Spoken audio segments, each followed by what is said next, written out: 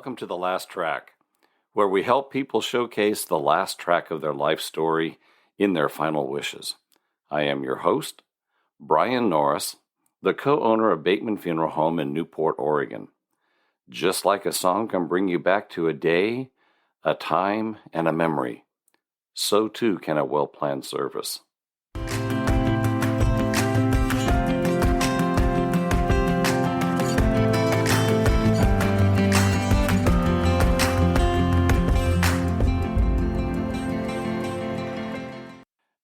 Hi, my name is Brian Norris, and I am the managing partner and co-owner of Bateman Funeral Home here in Newport, Oregon. And it is my privilege to be able to introduce Lee LeMasters. Lee LeMasters was born June 12, 1925, and he passed away just before Memorial Day of 2021. He passed away May 27, 2021, age 95.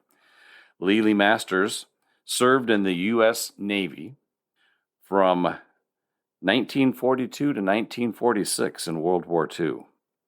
He served on a number of different vessels, but the one that he was the most proud of serving on was when he helped to bring home the survivors of the sunken USS Indianapolis. He earned five battle stars. Lee LeMasters is a poet. He wrote a lot of poems that had to do with the military life, and he was a frequent speaker at our Memorial Day services, and it is my distinct privilege to be able to introduce him one last time to this year, 2022, and listen to his poems one more time. Here we go, another Memorial Day. You know, it seems like a long time since the last one, but anyway, we're here to try again. So you may not recognize whatever, but that's all right. That's fine. But anyway, we got this set up so everyone can see it. I'm Lee LeMasters. I'm the general there with poetry, and I'm here at home because of the flu with the same thing, poetry, a little bit different. I'm going to explain a few things. First off, that poetry is a science. It's a life, it's a love. You can live with it or live without it. I prefer to live with it. I share a few every year, and this year it's going to be maybe a bit different, because I'm going to share some that most people just don't hear and take for granted. Everyone thinks of the glory that we're talking about is all around us, what we make, what we do, and so forth. But some of these things are going to be a little different. This one I haven't read anywhere before that I know of, and it's called Glory. And it is as follows. To the days of guns and glory, to the days so long gone by, to the day when the wide blue ocean met the blue cloudless sky. Sounds good, but there's no such thing as glory. When guns are put into play, everyone is very grateful if they've lived through another day. Whether you fought in rain or mud, a plane in the wide blue sky, or a ship on the rolling ocean, or you just pray you don't have to die. Sometimes when a war has to happen, when it means putting evil to rest, we pray that all our armed forces are morally right and the best. When war and conflict are over and thousands have suffered and bled, we can reach a final conclusion. The only true heroes are dead. When our tools of war have rusted and rewards for our efforts are given, it would be wise for us to remember all our glory is carried to heaven. That one I wrote, I don't know what causes me to write poetry. I write it as it touches me and as I feel like it. Haven't been able to for some time. I have a broken shoulder that fouled up my head, so I can't write anything, so I think a lot. Anyway, for what it's worth, I write from the heart, and with the help of some grandkids, big ones, and a daughter that's sitting on the edge of a garden over there, and my wife and myself, we're it, so I suppose this is going to be going to a lot of people. I hope so. But when I write, I have to write from the heart. And this next one is called Forgotten.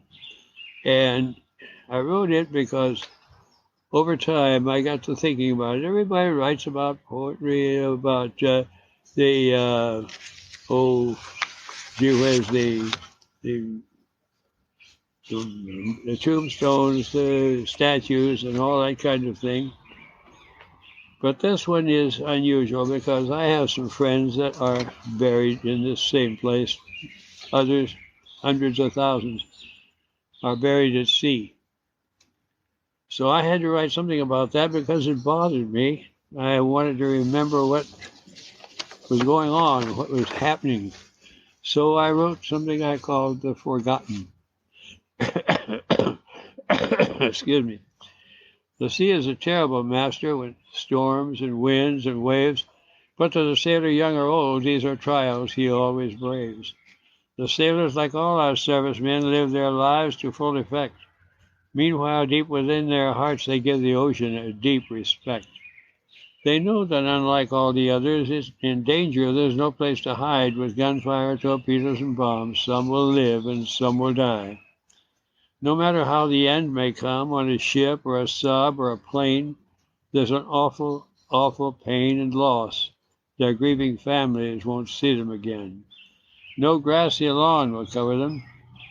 No tombstone marks their graves. The only markers wherever they rest are the rolling, restless ocean waves. Your music may be the fife and drum or a choir as great as can be. The only music the sailor will hear is the wild bird's song over the sea. So when deep within your mind you hear many voices coming from the sea, whatever your thoughts or prayers today, will you always please remember me? Kind of satisfied me a little bit, made me feel a little better for some of my friends that are there. Nothing I can do for them, or we lost a good captain and buried him at sea. But that's neither here nor there. He's where he belongs and we're where we belong, so we have to share this, and every year we get a chance to spread this around to people in the neighborhood and to friends and family, and unfortunately it's not going to be that easy this time because of this silly flu that's got us tied down. So I just decided I'd be a little different, wear a uniform. I try to wear a uniform different for everything that goes around. So this one I'm wearing now is Civil War cavalry. So I just decided I'd blow the toot for that. But anyway, I have another poetry dedicated to, again, the servicemen and women. It's called Guardians. We're all a band of brothers who fought throughout the years to protect our precious freedom with blood and sweat and tears. From the founding of our country till this very Memorial Day, it was the ordinary serviceman who was ready along the way. They've served in many countries on land and sea and air, and we've left many friends in foreign graves resting in peace in honored care. As I walk around the tombstones where our brave are laid to rest, I think of all the sacrifice given that has taken the lives of our best. I can hear the drums long silenced in the wind that blows across the land, and the distant call of the bugle firmly held in a long dead hand. I also see ghostly sentinels standing guard under the flag unfurled, watching over and protecting us in the graveyards of the world. Those are the standard ones I've written, and some I've read before, others I haven't. But I'm going to throw a screw in the works right now, because the thing I've been bothered with most of my life is the fact that, well, we as a Christian family, we try to help those who are helpless and those who need help. And lots of times people just walk by someone who's needful. Well, this poem was written by a man called The Cruise of the Spun-Glass Ship. If you listen carefully, you'll see just exactly what a true, loving kind of a person this man is, and to the person he's serving. So I trust if you have any questions on any of these, please get hold of these folks that are doing this for me, and get in touch with me, and I'll talk with you about anything at any time, anywhere. So just get hold of me. This is called The Cruise of the Spun-Glass Ship. The man next door came into the room where the boy in the wheelchair sat. He grinned at the boy, and the boy grinned back as they started their hour's chat. "Which hand will you have?" said the man next door. "The left hand or the right? One is empty and one is full." The boy laughed with delight. His small, thin face grew rosy bright as he pondered the problem well. The right or the left?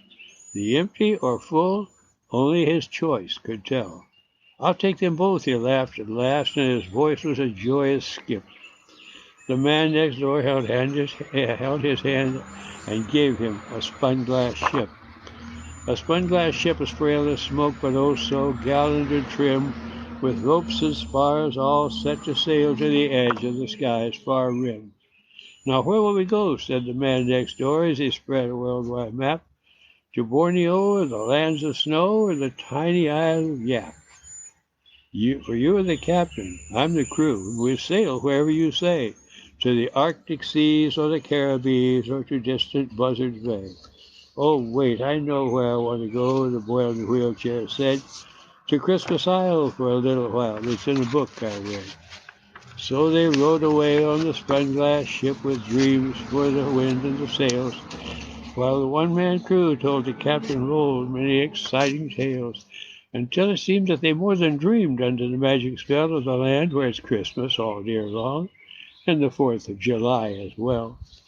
They sailed to hither and thither and yon, to the north and to the south and the west, but of all the world it was Christmas Isle that the captain loved the best. And the boy forgot the dull wheelchair and the ever-present pain as they made the trip in the spun-glass ship in storm and sun and rain. But the kindly eyes of the man next door were filled with anxious fears, and his cheery grin was a mask to hide his ache of unshed tears. For he saw too well how the captain bold grew wearier every day, and how his laugh was a wistful smile as their dream ship sailed away. He came one day to the quiet room and called his ship ahoy, but his voice was hushed as his quick glance fell on the face of the wheelchair boy. For the small, thin face was white and still, but clutched in the frail hand's grip. With its sails all set for another cruise was the gallant spun-glass ship.